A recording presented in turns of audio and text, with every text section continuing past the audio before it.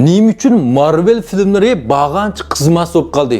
Askarlar ittifoqi Gantiyesha qatorliqning bu yangi chiqqan Marvelning kinolarini ko'rsak, bag'ancha zerikib qoldik. Burunqidek bizni qiziqtirib, yaxshi mazmunlar yo'q bo'lib qoldi.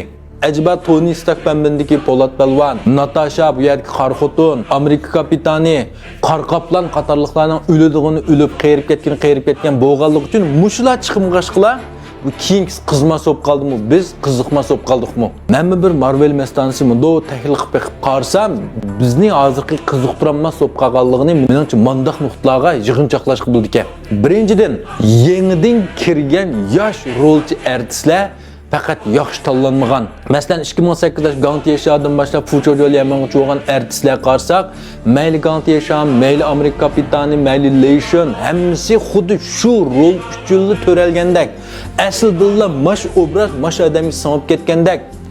Bu obrazdagi bu rolchilarning izg'a boshqa dangliq rolchilarni almashtirsakmi, bunchalik tushmaydigandek, ma'nodek yaxshi yoritanmaydigandek bir holat shakllanib ketgan. Biroq yaqinda chiqayotgan Marvelning yangi filmlari qarsak, ma Shang-Chi degan kinosidagi rolchilarga qarab bakinglar, ya bir ma o'g'il artistlar toz bir degandek emas, ya ma qizlar bir degandek bizni jalb qilarlik emas.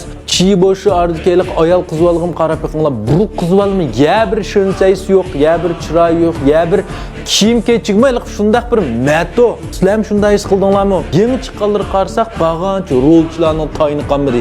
Acaba bu Marvel g'ash udul kelgan artistlarni chaqirib aklib chiqas, buldiga yeg tushib qoldimi? Anday ro'p qolsa, ma'lum bir rol taqsim qilsin, nima bir rolni obrazni yoritib baqay, shundami? Ikkinchi bir sabab, Marvel dunyosi bek yo'g'inab ketdi, bu g'oyat so'rab ketdi.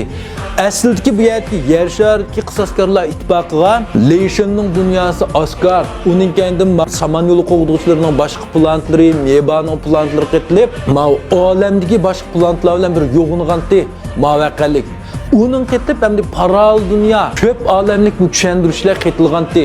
Bunun bir yo'g'indi deb tursak, uning ichi kirib hamda yerin chumul palvonga qarsak, kvant dunyosi chiqdi bu yerda. Kvant dunyosidan boshqa nurg'unlagan dunyo borligi, bu yerda nurg'un o'xshamaydigan palvonlarning borligi, bu karamat yo'g'inab ketdi machu. Hamda bularning hammasini bir-biriga bog'lab tushunish biz emas, Marvelni ishlayotganligimiz bir g'am bo'ldi meningcha buchu. Shularmi hamda o'g'a vaqtida buni yig'ishtirib, bir jibqi bog'lab tushunishlik mandaq bir holatga akilanmay qoldi. Uchinchi yana bir sabab, yenilan Marvelning mazmuni bek ko'payib ketdi, bek yo'g'inab ketdi. Buningki mazmun nima degan vaqtimizda Marvel dunyosidagi kino deyaningning o'zida hozir 30 necha kino bor. Navad yangidan qiziqqanlar bo'lsa, Gantiyesha birdan boshlab ko'rsak bo'ldi desa 30 necha kino bo'lib ketdi. Endi Gantiyeshadan boshlab masani qotmagandan eng dastlabki Peter Parker rolchisi mayatga O'mchik Palvonniki va Christian Mayatga Jinganglanglar va endi bularni bir bog'lab bir boshdan ko'rib tushunay deb bo'g'cha buning deyanishiji ko'p qismli tilziyat yaratılırmı?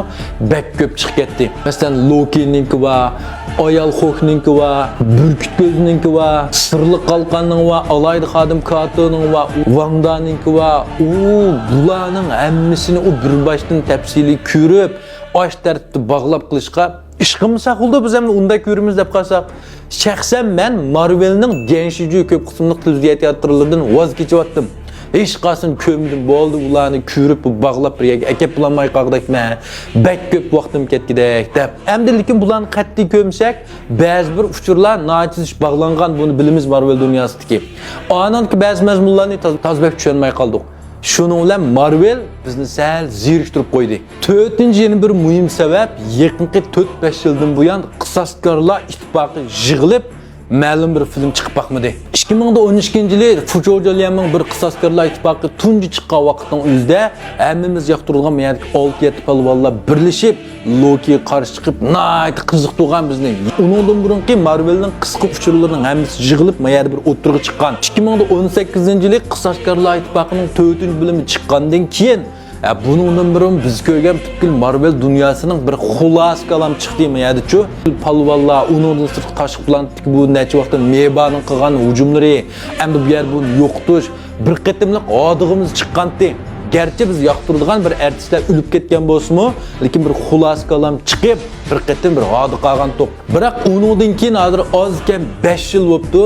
Marvel dünyasının bir çoğun bağlanışı bir jigib, bir xulasa yoki qilib qolgan mana Marvel palvonlari Qisqaskarlar ittifoqi birga jig'ilib qildigan mundaq bir mazmun chiqib boqmadi biz taqozo bo'lsaqmi. Mana shu yuqorqi 4 cho'ng sabab tufaylidan Marvel dunyosi haqiqatan sal tetisizlashib qoldi, sal mozlashib qoldi. Yolg'iz biz emas, butkul dunyoda, butkul mamlakatimizning emasda Marvel kinochiligini ko'rdiganlar sel peskuyga tushib, sel zirkishlik bir hadis ko'rildi. Albatta Marvel kinochiligimi shu kino ishlayotgan shularni his qildi. Shuningla yaqinda chiqayotgan yangi uchurlar qarsak, endi Marvel dunyosiniki Future Joliamning 5-6 ishlanamish. Biz yoqtirgan Tony Stark bendiki Gantesha, Heguafu Natasha, uning keyinda mayarki Amerika kapitani, hatta Jinganglang eng dastlabki manbandagi o'mchik polvon qatorliqlarning hammasi parallel dunyo ko'p olamlik ma tasvir bo'yicha birga yig'ilib ma film qoidalarini yuqori pallaga chiqarganligining uchuri chiqyotdi. Undaqda rostdilmi shunda ishlanami? Bu shunda ishlanib qolsa qanday ko'ryapmiz buni?